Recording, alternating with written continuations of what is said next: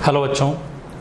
तो लास्ट की क्लास में हमने इलेक्ट्रोमैग्नेटिक वेव में ये देख लिया कि भाई मैक्सवेल ने इलेक्ट्रोमैग्नेटिक वेव की थ्योरी को लेकर क्या क्या कंक्लूजन निकाले कि एक time varying electric field magnetic field उत्पन्न कर सकता है, ठीक है, और time varying magnetic field electric field उत्पन्न कर सकता है। ये एक दूसरे को आपस में उत्पन्न कर सकते हैं। आज हम पढ़ते हैं इलेक्ट्रोमैग्नेटिक वेव किस तरह से प्रोपेगेट होती हैं। तो जैसे हम सिंपल इलेक्ट्रोमैग्नेटिक वेव की बात करते हैं, एक साइनसॉइडल इलेक्ट्रोमैग्नेटिक वेव की बात करते हैं। तो जैसे मान लो एक आवेश है हमारे पास Q, ठीक है, पहले अक्ष मान लेते हैं। चलो ये हो गया हमारे पास x अक्ष, ये y अक्ष और इधर है z अक्ष, ठीक है, ये y, ये z और ये हो गया x, ठीक है। बोर्ड का जो तल है वो एक्स वाई तल है, ये एक्स और वाई तल, एक्स और वाई ये बोर्ड का तल है, एक्स वाई तल है। जेड जो है लंबवत बाहर की तरफ आ रहा है, लेकिन डायग्राम में इसको दिखा नहीं सकते 3D में, इसलिए इसको टेढ़ा बनाया गया, ठीक है। जेड जो है वो लंबवत बाहर की तरफ है। अब होता क्या है, जैसे मान लो एक आवेश है Q, क्या है, एक आवेश Q है हमारे पास। ये आवेश Q जो है, इस आवेश Q को मान लो मैंने रख दिया मूल बिंदु पर, रख दिया मूल बिंदु पर, और इसको दोलन कराया जा रहा है वाई एक्सिस के अनुदिश। क्या कराया जा रहा है? दोलन, ठीक है। यह आवेश Q मूल बिंदु पर है और U वाई एक्स के अनुदिश दोलन कर रहा है, ठीक है। अब Q के कारण R दूरी पर कोई ना कोई इलेक्ट्रिक फील्ड भी आएगा, ठीक है। इस Q के कारण यहाँ R दूरी पर कोई ना कोई इलेक्ट्रिक फील्ड आएगा, और अगर ये दोलन कर रहा है तो बार बार इसकी दूरी जो है, इस बिंदु और Q के बीच की दूरी बदलेगी। जैसे से ऊपर जाएगा घटेगी, सॉरी पहले जैसे तो ऊपर जाएगा बढ़ेगी, फिर घटेगी, फिर बढ़ेगी, फिर घटेगी। तो सीधी सी बात है, अगर ये आवेश दोलन कर रहा होगा तो इसकी वजह से इस बिंदु का इलेक्ट्रिक फील्ड भी कंटिन्यूसली बदलेगा, और ये अगर दोलनी गति कर रहा है तो इस बिंदु पर भी हमको इलेक्ट्रिक फील्ड के दोलन व्यवहार देखने को मिलेंगे। तो कहानी क्या होगी कि अगर आवेश Q जो है वाई अक्ष के अनुदिश दोलन कर रहा है तो वाई अक्ष के अनुदिश हमको परिवर्तनशील क्या मिल जाएगा, एक इलेक्ट्रिक फील्ड मिल जाएगा दोलन करता हुआ। समझ में आ रहा है कि भाई आवेश Q जो है वाई अक्ष के अनुदिश दोलन कर रहा है तो वाई अक्ष के अनुदिश से क्या मिल जाएगा, हमको इलेक्ट्रिक फील्ड मिल जाएगा। अब ये अगर आवेश मान लो F आवृत्ति से दोलन कर रहा है तो इलेक्ट्रिक फील्ड की आवृत्ति भी क्या रही होगी, F ही रही होगी, ठीक है। तो ये एक्स वाई तल में क्या मिल गया, हमको इलेक्ट्रिक फील्ड मिल गया। तो इसको मैं इस तरह की खड़ी हुई लाइनों से डिनोट कर देता हूँ। ये है इलेक्ट्रिक फील्ड का कंपोनेंट, ठीक है। तो कहानी क्या हो रही है, कहानी हमारे पास ये हो रही है कि एक आवेश है हमारा वाई अक्ष पे दोलन कर रहा है। वाई अक्ष पे दोलन करने के कारण वाई के अंदर एक टाइम वेरिंग इलेक्ट्रिक फील्ड मिल गया हमको, और यहीं पर मैक्सवेल साहब बता के गए थे कि अगर एक टाइम वेरिंग इलेक्ट्रिक फील्ड है तो टाइम वेरिंग इलेक्ट्रिक फील्ड की वजह से एक टाइम वेरिंग मैग्नेटिक फील्ड भी आता जाएगा, ठीक है, क्योंकि electric field time varying electric field की वजह से किया जाता है टाइम वेरिंग मैग्नेटिक फील्ड। तो हम कह सकते हैं कि ये जो टाइम वेरिंग इलेक्ट्रिक फील्ड है ये अपने परपेंडिकुलर में क्या एक प्रोड्यूस करेगा, time varying magnetic field produce करेगा। तो एक्स वाई तल में या वाई अक्ष के अंदर तो इलेक्ट्रिक फील्ड हो गया, और जेड अक्ष के अंदर ये प्रोपेगेट कर देगा, क्या प्रोड्यूस करेगा, ये चुंबकीय क्षेत्र इस तरह से जेड के अंदर,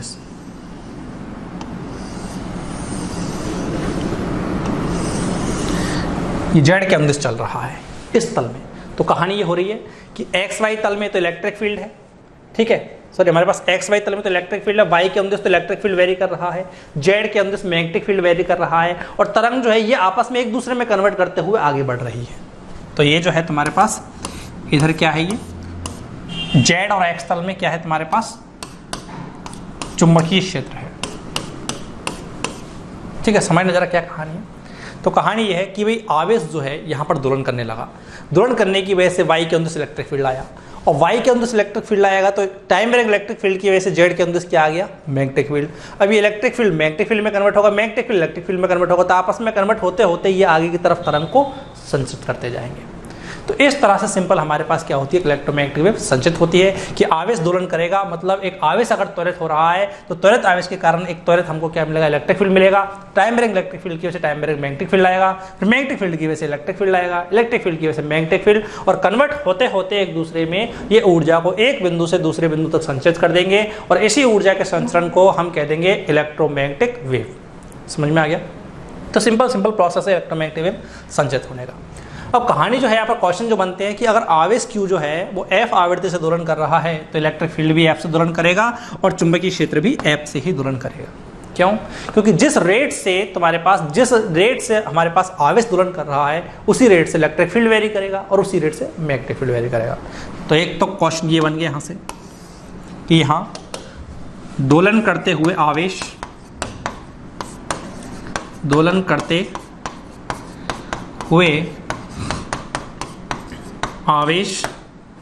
इलेक्ट्रिक फील्ड और मैग्नेटिक फील्ड तीनों की आवृत्ति समान होगी। तीनों की आवृत्ति समान होगी।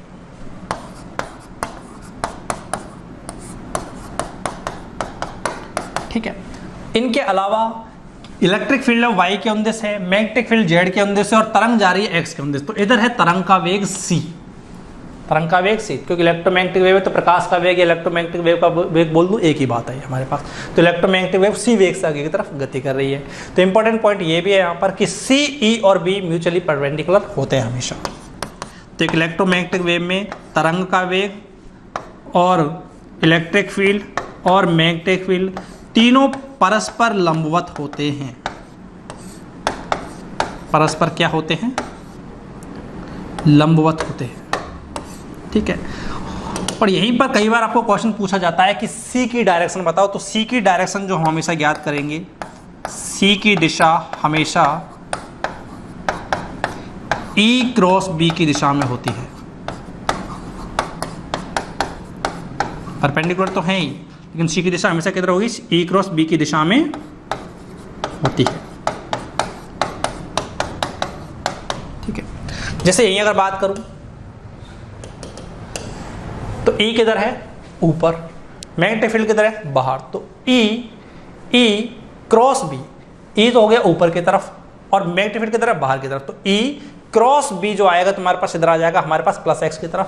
E क्रॉस B आ जाएगा तुम्हारे पास, इधर तो E हो गया, इधर हो गया, इधर तो E हो गया, इधर है हमारे पास B। तो E क्रॉस B आ जाएगा तुम्हारा प्लस x की तरफ। तो प्लस x की तरफ आ जाएगा तो इस तरह इसकी C की डायरेक्शन हो जाएगी। तो कई बार क्वेश्चन पूछा जाता है तो इलेक्ट्रिक फील्ड की डायरेक्शन दे देगा, मैग्नेटिक फील्ड की डायरेक्शन दे देगा और बोल देगा इलेक्ट्रोमैग्नेटिक वेव किधर संचित हो रही है, तो उसको तुम आराम से फाइंड कर सकते हो। ठीक है। तो एक बार जरा इसका स्क्रीनशॉट ले लीजिए। तो कहानी क्या है? इलेक्ट्रिक फील्ड इलेक्ट्रोमैग्नेटिक वेव कैसे प्रोपेगेट करती है? सिंपल सा कंक्लूजन है इसका। आवेश त्वरित हो रहा है तो इलेक्ट्रिक फील्ड त्वरित होगा, इलेक्ट्रिक फील्ड त्वरित होने की वजह से मैग्नेटिक फील्ड भी प्रोड्यूस हो जाएगा। ये एक दूसरे में कन्वर्ट होते होते तरंग को आगे संचित कर देंगे। ठीक है। E, C और B ऑलवेज म्यूचुअली परपेंडिकुलर होंगे, तीनों की आवृत्ति हमेशा समान होगी। C की दिशा हमेशा E क्रॉस B की दिशा से निकाली जाएगी। ठीक है। जैसे यहीं पे क्वेश्चन कर लेते हैं अपन। जैसे मान लो एक क्वेश्चन है, आपको बोल दिया कि एक हमारे पास इलेक्ट्रोमैग्नेटिक वेव है जिसका इलेक्ट्रिक फील्ड तो है किधर? नॉर्थ की तरफ। इलेक्ट्रिक फील्ड तो है नॉर्थ की तरफ और मैग्नेटिक फील्ड जो है वो है ईस्ट की तरफ। मैग्नेटिक फील्ड तो बताओ तरंग किधर संचित हो रही होगी? जैसे इस कागज के तल के लिए बात करूं, इस बोर्ड के प्लेन के लिए बात करूं तो ऊपर की तरफ नॉर्थ में है E और मैग्नेटिक फील्ड है B। ठीक है। अब एक चीज तो क्लियर है कि E, B और C परपेंडिकुलर होते हैं, मतलब C जो है तल के लंबवत बाहर की ओर आएगा या तल के लंबवत अंदर की ओर आएगा। एक चीज तो क्लियर है, बट किधर आएगा ये आपको ज्ञात करना है। तो ट्राई करें जरा। कर लिया? बहुत बढ़िया।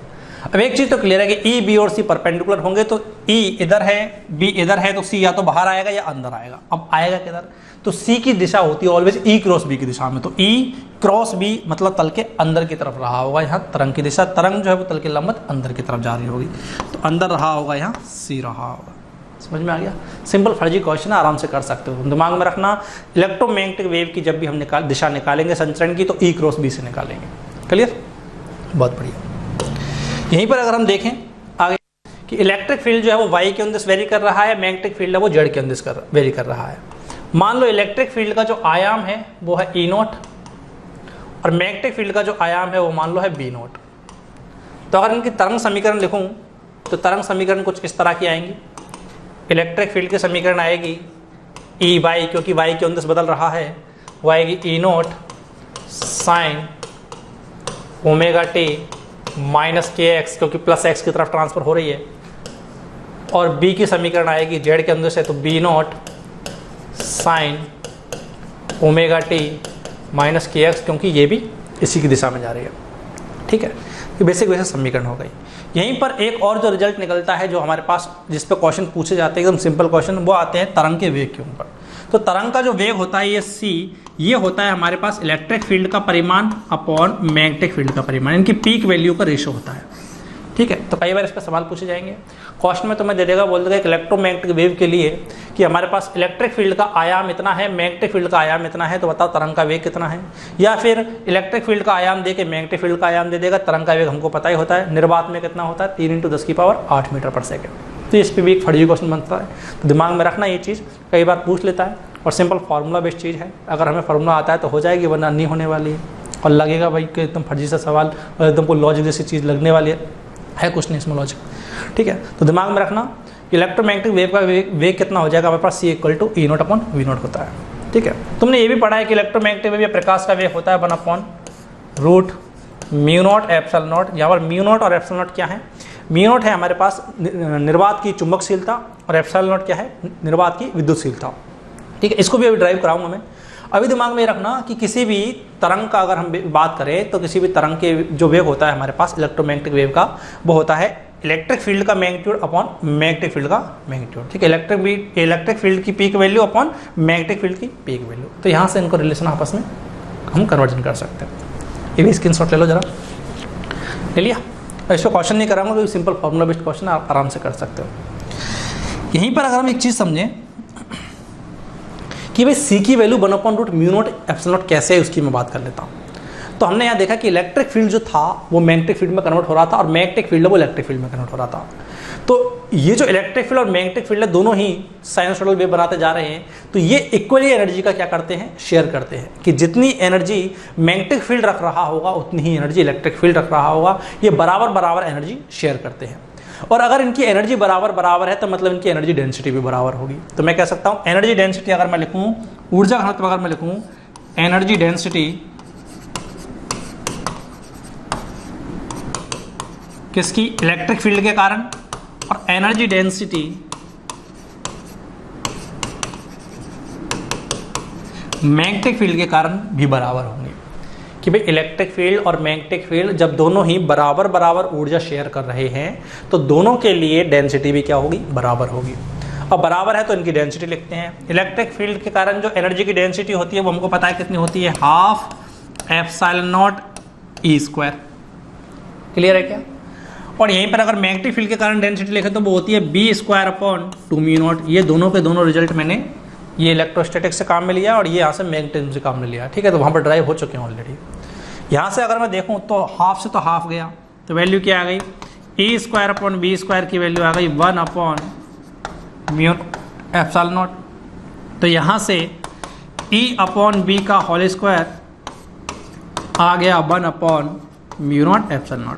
और अभी अभी हमने पढ़ा कि इलेक्ट्रिक फील्ड का एम्पलीट्यूड और मैग्नेटिक फील्ड का एम्पलीट्यूड जो होता है वो बराबर होता है c के, मतलब ये c² हो गया हमारे पास। तो ये हो गया हमारे पास c²। तो c की वैल्यू आ गई हमारे पास 1/√μ0ε0। तो इस तरह से प्रकाश का एक वेग निकाला गया था कि किसी भी निर्वात में अगर बात करें तो निर्वात में जो प्रकाश का वेग होता है वो हो जाएगा 1/μ0ε0। निर्वात में प्रकाश का वेग है जिसकी वैल्यू होती है 3 × 10⁸ मीटर पर सेकेंड। तो निर्वात में प्रकाश का वेग बोल दूं चाहे निर्वात में इलेक्ट्रोमैग्नेटिक वेव का वेग बोल दूं, दोनों एक ही बात है। तो ये भी स्क्रीनशॉट ले लीजिए जरा। ठीक है, तो निर्वात में अगर बात करें इलेक्ट्रोमैग्नेटिक वेव के वेग की तो वो कितना हो जाएगा 1/√μ0ε0। लेकिन अगर बात की जाए कि निर्वात नहीं किसी माध्यम में प्रकाश के वेग या इलेक्ट्रोमैग्नेटिक वेव की बात करें तो वो भी हम ऑलरेडी पढ़ चुके हैं रे ऑप्टिक्स में। कुछ नया नहीं बता रहा मैं, कुछ नया नहीं चल रहा, सारा पुराना ज्ञान चल रहा है। पहली बात तो ये, अब मैं तुम्हें वो चीज़ें कंसिडर करा रहा हूँ, लिंक करा रहा हूँ कि तुमने वहाँ जो पढ़ा था वो कैसे आया। ठीक है, तो हमें पता निर्वात में तो इतना वेग होगा। अब अगर मैं बात करूँ किसी माध्यम में प्रकाश के वेग की या इलेक्ट्रोमैग्नेटिक वेव के वेग की, तो माध्यम में cm मतलब speed of electromagnetic wave in medium, m stands for medium. cm की अगर बात करूं तो मान लो माध्यम के लिए जो म्यू है वो म्यू ही है, और म्यू की वैल्यू क्या है माध्यम के लिए, म्यू m जो है वो कितना हो जाएगा, μr × μ0। म्यू आर क्या है यहाँ पर, म्यू आर है यहाँ पर रिलेटिव परमिएबिलिटी, या फिर बोल दो सापेक्षिक चुंबकीयशीलता किसी भी माध्यम की। क्योंकि निर्वात के लिए तो मी नॉट थी, और माध्यम के लिए म्यू आर से और गुना कर दोगे तो माध्यम की मिल जाएगी। इसी तरह से माध्यम के लिए विद्युतशीलता लिखोगे तो क्या लिखोगे, सापेक्षिक विद्युतशीलता इंटू निर्वात की विद्युतशीलता। क्लियर है क्या? तो ये तो किसी भी माध्यम की चुंबकशीलता और विद्युतशीलता हो गई। किसी माध्यम में प्रकाश का वेग लिखना है तो कैसे लिखेंगे? अरे भाई निर्वात में लिखा हमने तो लिखा हमने क्या, निर्वात में लिखा तो हमने लिखा mu naught into epsilon not, निर्वात की विद्युतशीलता और निर्वात की चुंबकशीलता। अब माध्यम में लिखते टाइम माध्यम की विद्युतशीलता और माध्यम की चुंबकशीलता गुना कर लेंगे। सिंपल सी कहानी। तो इस तरह से निर्वात में वेग आ जाएगा। अब इस निर्वात में वेग को अगर मैं किसी भी माध्यम में वेग आ जाएगा। अब माध्यम के वेग को निर्वात के वेग की टर्म्स में अगर लिखना चाहें तो उसको भी कन्वर्ट कर सकते हैं। कैसे? म्यू एम को क्या लिख सकते हो यहाँ से, म्यू आर म्यू नॉट, और एप्सिलॉन एम को क्या लिख सकते हो, एप्सिलॉन आर एप्सिलॉन नॉट। तो ये बन गया हमारे पास, ये बन गया C M 1/√ mu R epsilon R into √ mu naught epsilon naught. ठीक है, रीअरेंज किया जस्ट। 1/म्यू नॉट एप्सिलॉन नॉट होता है हमारे पास सी, और नीचे बच गया म्यू आर एप्सिलॉन आर। तो मैं कह सकता हूं किसी भी माध्यम में जो प्रकाश का वेग, इलेक्ट्रोमैग्नेटिक वेव का वेग है, वो होता है C/√ mu R epsilon naught. ध्यान से अगर देखो तो ये जो वेग है हमारे पास किसी माध्यम में, वो C से कम है, और इस √ म्यू आर एप्सिलॉन आर से कम है, इस फैक्टर से कम है।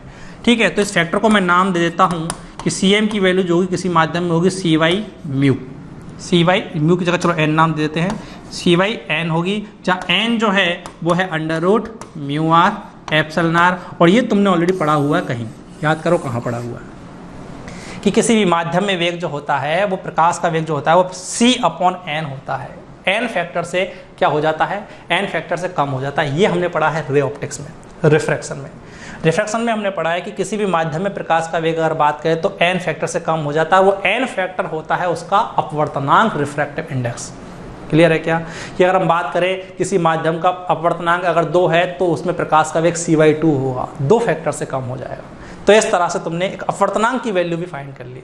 किसी भी माध्यम के लिए अपवर्तनांक कितना हो जाएगा, n हो जाएगा √ म्यू आर एप्सिलॉन नॉट। ये है माध्यम का अपवर्तनांक, माध्यम का अपवर्तनांक। क्लियर? तो हमने क्या देखा, अगर हमको बात करें कि प्रकाश का वेग या इलेक्ट्रोमैग्नेटिक वेव का वेग, तो वो होता है E0/म्यू नॉट। ठीक है, इलेक्ट्रिक फील्ड का आयाम अपॉन मैग्नेटिक फील्ड का आयाम।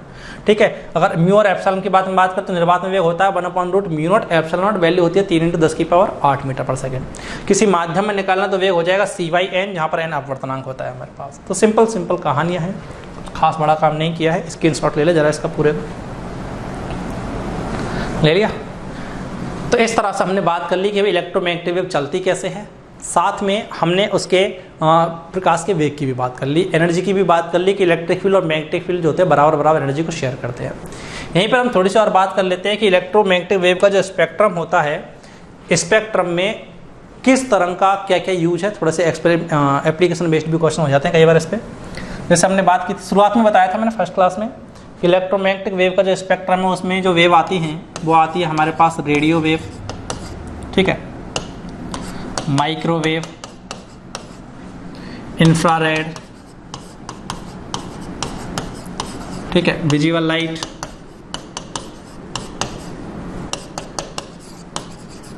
Ultraviolet rays, X rays, gamma rays, ये आती है। ठीक है, तो ये इलेक्ट्रोमैग्नेटिक वेव का स्पेक्ट्रम। लेफ्ट से राइट की तरफ जाने पर फ्रीक्वेंसी बढ़ती है तो एनर्जी बढ़ेगी, ठीक है, लेकिन लैम्बडा घटता है। ये सिंपल इलेक्ट्रोमैग्नेटिक वेव का स्पेक्ट्रम था। अब कई बार इस पर थोड़े से क्वेश्चन मिल जाते हैं हमको थ्योरी बेस्ड की किस वेव का क्या यूज है, तो वो बताया था हल्का सा मैं तुम्हें। तो रेडियो वेव जो है हमारे पास, रेडियो वेव का नाम रेडियो, ठीक है, रेडियो वेव जो है हमारे पास रेडियो ब्रॉडकास्टिंग में काम में आता है। तो रेडियो ब्रॉडकास्टिंग हुआ, जितनी भी टेलीविजन की ब्रॉडकास्टिंग हुई, ब्रॉडकास्टिंग हम ऑलरेडी पढ़ चुके हैं कम्युनिकेशन में, तो रेडियो ब्रॉडकास्टिंग के लिए, टेलीविजन ब्रॉडकास्टिंग के लिए, ठीक है, इन सब के लिए हम काम में लेते हैं रेडियो वेव्स। ठीक है, माइक्रोवेव सीधा सा यूज है, एक तो माइक्रोवेव में आएगा खाना गर्म करने के लिए जो हमारे माइक्रोवेव काम में लेते हैं। माइक्रोवेव या सूक्ष्म तरंग, इनका एक मेजर उपयोग जो है वो है नेविगेशन में। किस में है? नेविगेशन में यूज है इसका मेन उपयोग। नेविगेशन में या बोल दो रडार में, रडार सबने नाम सुना होगा, नेवी में काम में लिया जाता है, कई बार नेवी में, एयरफोर्स में काम में लिया जाता है। ठीक है, तो रेडियो वेव का तो यूज़ क्या है हमारे पास, टेलीविज़न ब्रॉडकास्टिंग में, रेडियो वेव ब्रॉडकास्टिंग में यूज़ किया जाता है। माइक्रोवेव का यूज़ करते हैं हम नेविगेशन में। ठीक है, हमारे पास जितने भी रडार सिस्टम है एयरफोर्स में, ठीक है, नेवी में, उनमें इसका यूज़ किया जाता है।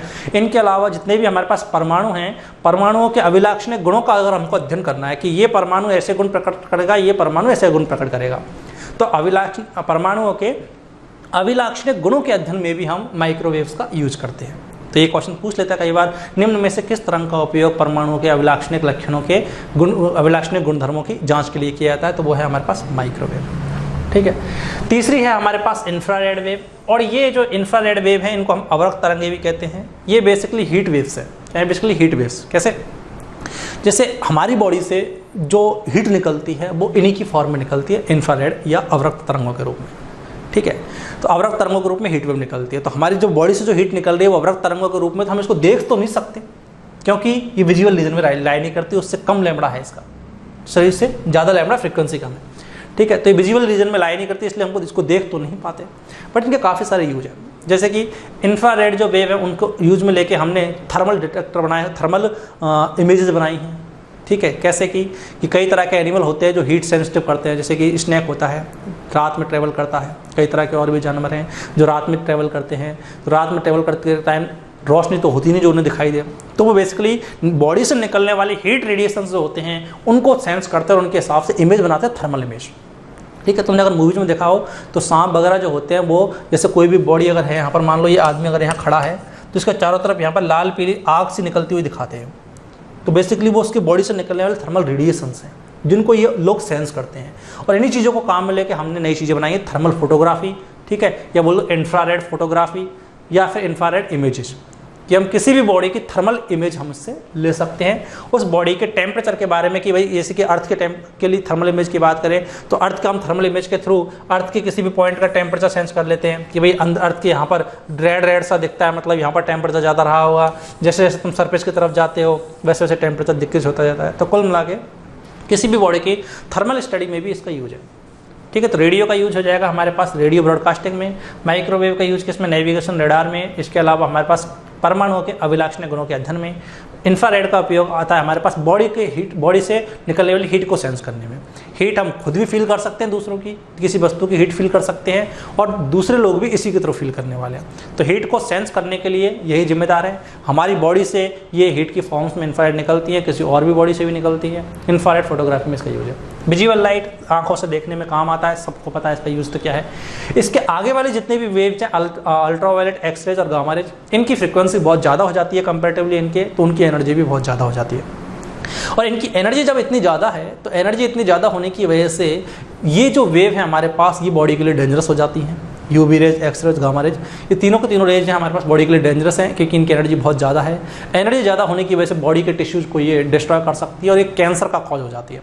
इसलिए अल्ट्रावायलेट रेज जो सूर्य से पराबैंगनी करने आती हैं वो हमारे पास स्किन कैंसर का, एक्सरे, गामा रेज, ये तीनों ही हमारे पास स्किन कैंसर का या अलग अलग तरह के बॉडी कैंसर का कारण हो सकती है। ठीक है, एक्सरे का हमारे पास मेडिकल यूज भी है। बॉडी का एक्सरे हम करते हैं, क्यों? क्योंकि इसकी पेनिट्रेटिंग पावर काफ़ी अच्छी होती है, भेदन क्षमता काफ़ी अच्छी होती है। बॉडी के अंदर ये भेदन करके मांस को, ये फ्लैश को क्या करती है, भेद करके हड्डियों की हमको इमेज दे देती है। हमें पता लग जाता है कि ये हड्डी जो है ब्रोक हो रखी है या नहीं हो रखी है। तो इसका मेडिकल साइंस में इसका यूज है। इसके अलावा ज़रूरत से ज़्यादा एक्सरे कराना भी नुकसानदायक, क्योंकि सीधी सी बात सारी की सारी बॉडी के लिए डेंजरस है। तो ये हमारे पास बेसिक इन सभी जो वेव्स हैं इनके यूज हो गए। तो एक बार इस तरह इसका स्क्रीनशॉट ले लें आप।